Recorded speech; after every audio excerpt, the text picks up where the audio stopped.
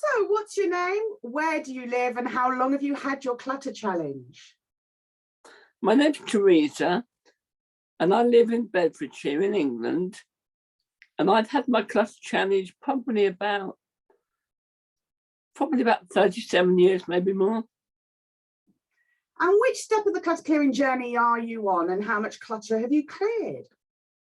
I'm on step 4, and I've cleared my landing, which was completely clear. There was a bookcase that was completely full, and there was lots of stuff on the floor around it, and also behind it there was lots of stuff. So, and also I've cleared loads, and I've cleared loads of email clutter. I went down from 42,000 to 5,000.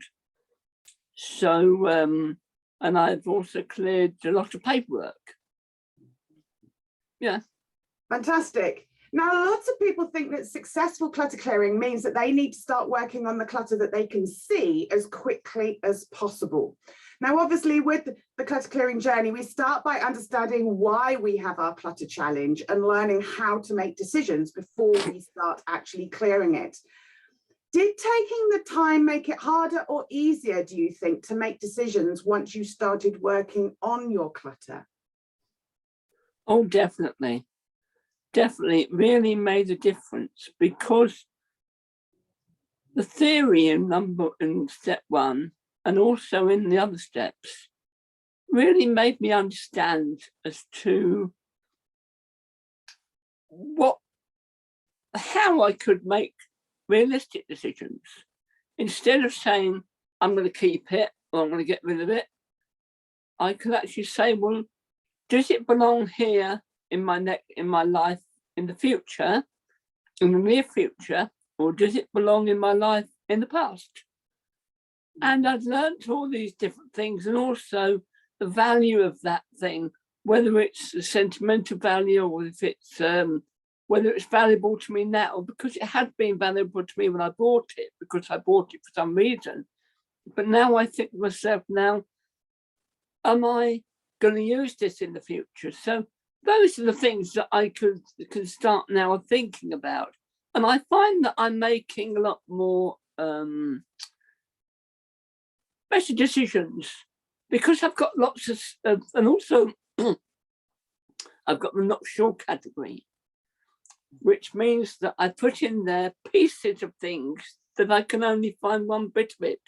So when other pieces come to it, instead of just saying, well, that piece is there, and then I might find another piece somewhere else, and think, where did I put the first piece? I've got it in that box. And so also, if I find something, I thought, do I need it? What's happening? So I put it in the not sure category. So it's been really helpful. Brilliant.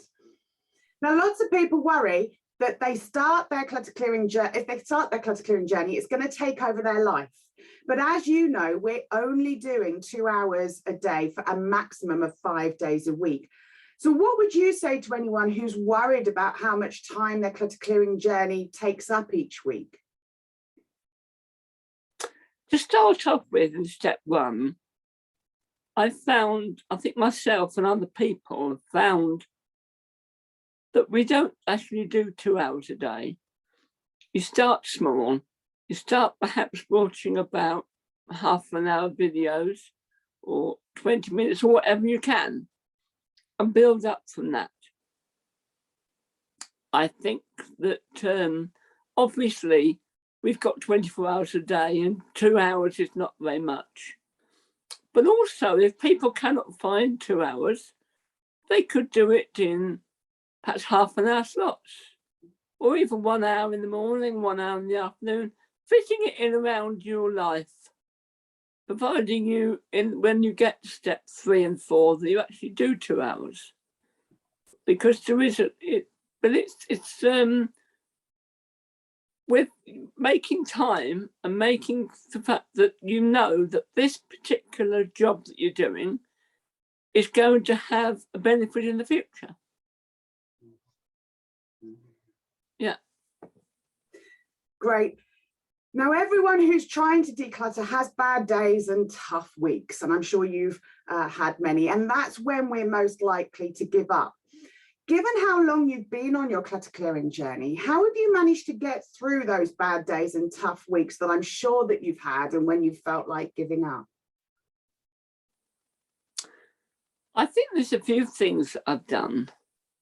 One thing is to speak to people in the social gatherings, because that helps, because other people might help you say, well, look, I've got this problem. What have you had that problem? Well, how can I look at it in a different way? So people in the social gathering put a different idea on what's going on. Also, I've spoken to you. I've sent you Claire sent an email to Claire, and if I don't understand something, but I think myself at the beginning, I used to worry and stress. Oh, I've got to get this done. I've got to get this done. I've got to think. But now it's a case of I think myself, right, if a bad day happens or a tough week happens, I'm able to let it go because I know that I'm going to get back on track because it's part of my routine now. Yeah, brilliant. So when you started your clutter clearing journey, did you believe that you could clear your clutter? No. I thought to myself, oh my gosh, it's a 2.5 years.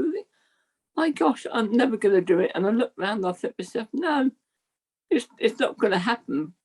But it has. It started. So you believe that you'll be able to clear all your clutter now? Yes. And I keep on looking at things that I can do when I'm clutter free.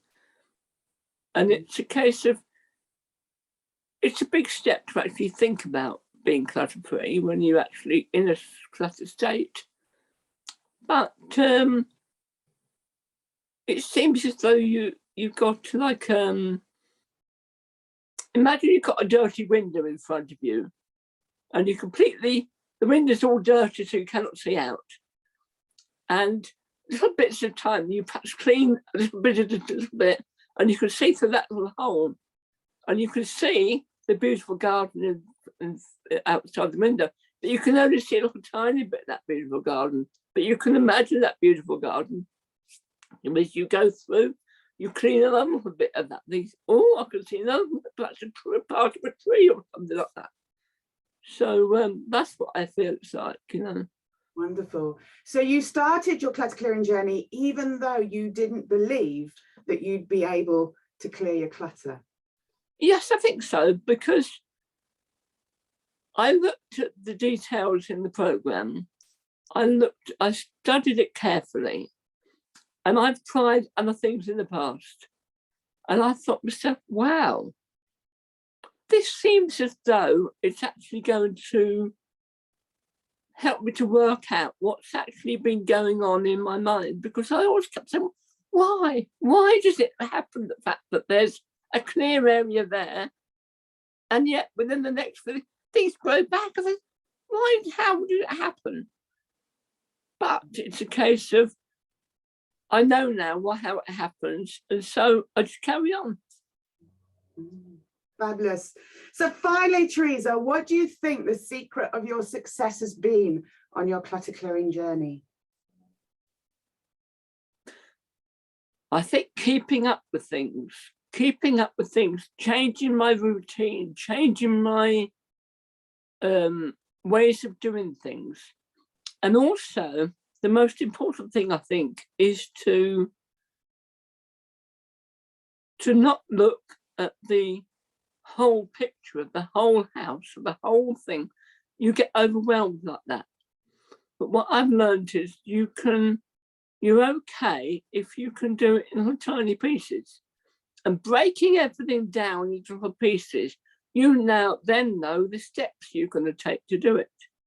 And even if it's a small thing, you know the steps and you think to yourself, oh, I've achieved that little bit, so I can achieve the next little bit, the next little bit. Instead of saying, help, this lot's too big for me. You think to yourself, one step and two steps and you'll get there. Wonderful. Thank you for sharing, Theresa.